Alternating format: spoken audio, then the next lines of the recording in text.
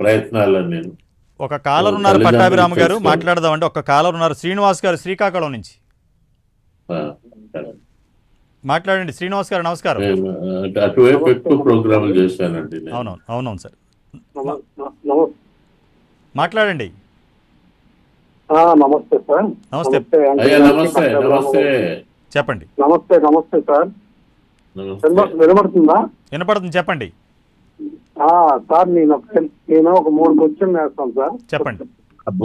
ఒకటి, కార్పొరేట్ కాలేజీల్లో చదివిన పిల్లలకి గ్రేడింగ్ ఎవరు ఇస్తున్నారు?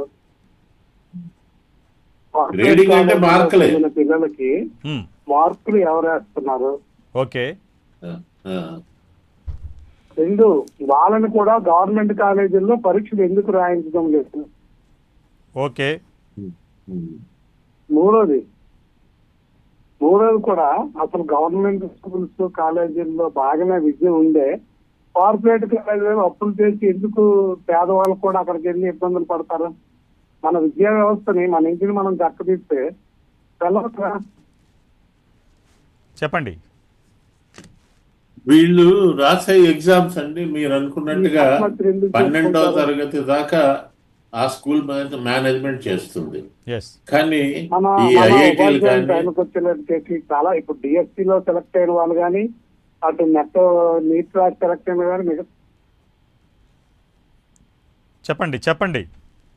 అంటే నేను అనేది ఏంటంటే, ఒక డిఎస్సీలో కానీ ఒక లెక్చరర్ సెలక్షన్ లో కానీ జరిగేటప్పుడు ఒక కలెక్టర్ వాళ్ళ పరీక్షలు పాస్ అవుతారు. ఎవరు? Government lecturer.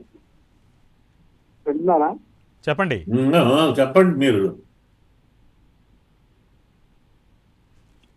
అయ్యా మాట్లాడాలి మీరు, ఇక్కడ మాకు వినబడుతుంది. శ్రీనివాస్ గారు, డైరెక్ట్ గా ఒక ప్రశ్న అడిగండి. ఫైనల్ గా మీరు అడిగేది ఏంటి? మార్కుల గురించా? శ్రీనివాస్ గారు, పీసీఆర్ గారు కాల్ కట్ అయినట్టుంది. ఒకసారి నెక్స్ట్ కాలర్ రాజేష్ గారు లైన్లో ఉన్నారు, మహబూబ్ నగర్ నుంచి. హలో రాజేష్ గారు. మాట్లాడండి. పట్టాభిరామ్ గారు లైన్లో ఉన్నారు. సార్ నమస్కారం సార్. నమస్కారం, చెప్పండి sir. Good evening sir. Good evening, చెప్పండి సార్. నమస్కారం సార్. మాట్లాడండి. చదువుతూ ఉన్నప్పుడు నాకు కొంచెం హైయర్ ఎడ్యుకేషన్ ఉంది సార్. నాది పీజీ, డిగ్రీ, టీటీసీ, ఎల్ఎల్బి ఉన్నాయి. చదువుతున్నప్పుడు కొంచెం మర్చిపోయే విషయాలు, చదువుతుంటే కొంచెం మర్చిపోతున్నా సార్ ఆ విషయాలని. చదివిన విషయాలని ఎక్కువ కాలం గుర్తు ఉండటం లేదు సార్. ఇప్పుడు చదివిని జస్ట్ ఒక 1 వీక్ వరకే గుర్తుంటుంది, తర్వాత ఉండటం లేదు సార్. మరి ఇన్ని పరీక్షలు ఎలా పాస్ అయ్యారు? పరీక్షలు 1 సంవత్సరం పాటు చదివినవి రాశారు. ఇప్పుడు బిఎడ్ చేశాను అన్నారు, ఇంకో హైయర్ ఎడ్యుకేషన్ చేశాను అన్నారు. ఇవన్నీ మీరు పాస్ అయ్యారు కదా.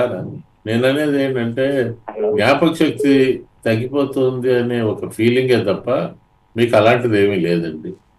మీరు అనవసరంగా సమస్యను సృష్టించుకోకండి.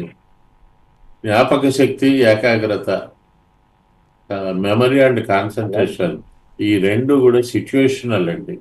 మీకు కావలసినవి మీకు గుర్తుంటాయి. మీరు కష్టపడి చదవాలి, గుర్తుపెట్టుకోవాలనేది మర్చిపోవడానికి అవకాశం ఉంది, కానీ మర్చిపోదు. అలాగే ఏకాగ్రత కూడా. పిల్లలు అంటూ ఉంటారు నా దగ్గర, అంకుల్ నాకు not able to focus, concentration లేదు. నీ మైండ్ క్లియర్గా ఉంటే you can focus your mind. నీ mind is already filled with Chiranjeevi, లేకపోతే ఇంకోటి పుష్ప, వీళ్ళతో ఉంది. నువ్వు ముందు అవన్నీ పక్కన పెట్టి, ఇది నేను ఇప్పుడు ఎగ్జామ్ మాత్రమే రాయాలి, నేను ఎగ్జామ్కి సంబంధించిన విషయాలే ఆలోచిస్తాను, కళల్లో కూడా నాకు ఆ న్యూటను, ఆర్కిమిడీస్ వాళ్ళు రావాలి, ఇలాగా ఒక డెడికేషన్తో చదివితే తప్పకుండా వస్తుందండి. ఇప్పుడు మీకు ఈ వయసులో ఏదో మర్చిపోతున్నాను అది ఇది అని మీరు కొత్త సమస్యలు పెట్టుకోకండి. మీకు మతిమరుపు అనేది 76 ఏళ్ల తర్వాత వస్తుందండి. ఈలోగా రాదు. వస్తే అది ఆ సబ్జెక్ట్ మీద పెద్ద మీకు ఇంట్రెస్ట్ ఏం లేదు. ఇది శాస్త్రీయంగా రుజువు చేయబడింది. సో ఎవరికి మెమరీ అనేది తగ్గదండి. ఎవరికి తగ్గుతుందంటే బ్రెయిన్కి ఏదైనా దెబ్బ తగిలినా, లేదా ఎక్కువగా ఆల్కహాల్ తీసుకుంటున్నా, లేదంటే 76 ఇయర్స్ దాటితే. ఈ మూడు విషయాల్లో మాత్రమే వాళ్ళకి తగ్గుతుంది. 100% తగ్గదండి. మిగతా వాళ్ళు ఎవరికి తగ్గదండి. చదివిందల్లా గుర్తు. స్టూడెంట్స్ కూడా ఇది గుర్తుపెట్టుకోవాలి, పేరెంట్స్ కూడా ఇది గుర్తుపెట్టుకోవాలి. వాళ్ళకి ఇంట్రెస్ట్ ఉంది, ఆ ఇంట్రెస్ట్ క్రియేట్ చేయాలి. నువ్వు మా అన్నయ్య కొడుకులాగా ఐఐటీలో తెచ్చుకోవాలిరా, మా అక్కయ్య కూతురులాగా ఇంజనీరింగ్, ఇవన్నీ ఏంటంటే మీరు ఎప్పుడైతే పోల్చారో వాడికి ఇంకా యాంగ్జైటీ మొదలవుతుంది. మా అవునండి. అమ్మకి ఎక్స్పెక్టేషన్స్ ఉన్నాయి. ఈ ఎక్స్పెక్టేషన్స్ ఉన్నందువల్ల నేను ఫెయిల్ అయితే వాళ్ళు డిసప్పాయింట్ అవుతారు. వాళ్ళు డిసప్పాయింట్ అయితే నేను చావు తప్ప ఇంకోటి ఏం లేదు. ఎందుకంటే డిసప్పాయింట్ అయితే లైఫ్ లాంగ్ వేధిస్తారు నన్ను. వాడు డెవలప్ చేసుకుంటాడు అలాంటి ఫీలింగ్.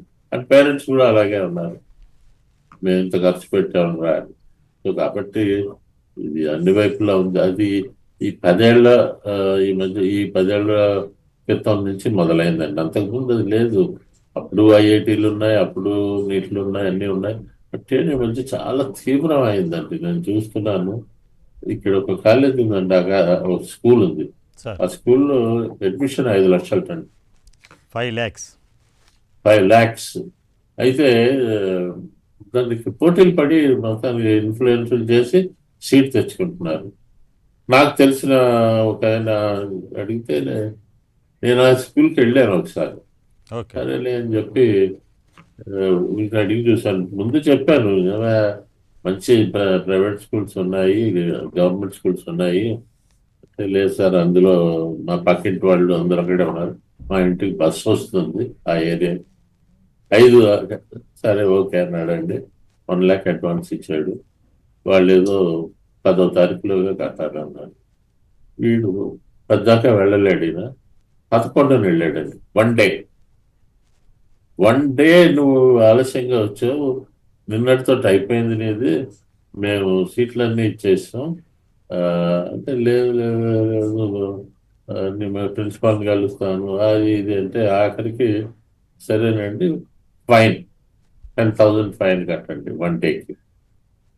మేము మామూలుగా అసలు ఇవ్వం, 10,000 కట్టండి అని మాట్లాడకుండా. ఎందుకంటే వాళ్ళ అబ్బాయి గ్యారంటీగా ఒక పెద్ద ఇదైపోతుంది. 10,000 కట్టొచ్చండి. 5 లక్షలు ఇచ్చి ఈ 10,000 ఫైన్. ఒక్కరోజు ఆలస్యమైనది. అంటే అంత డిక్టేట్ చేస్తున్నారండి ఎస్ ఈ పెద్ద పెద్ద స్కూల్స్ ఒక వాళ్ళు. ఒక కాలర్ ఉన్నారు, మన పట్టాభి గారు మీతో మాట్లాడతారంటే. గణేష్ గారు హైదరాబాద్ నుంచి. నమస్కారం అండి. నమస్తే సార్. నమస్తే పట్టాలి సార్. నమస్తే సార్. హలో, చెప్పండి, మాట్లాడండి. నమస్కారం, చెప్పండి సార్. నమస్తే అండి. ఇప్పుడు నేను ఒక ఎంప్లాయీ సార్. యాక్చువల్ గా నేను కూడా గవర్నమెంట్ స్కూల్లో చదివాను సార్.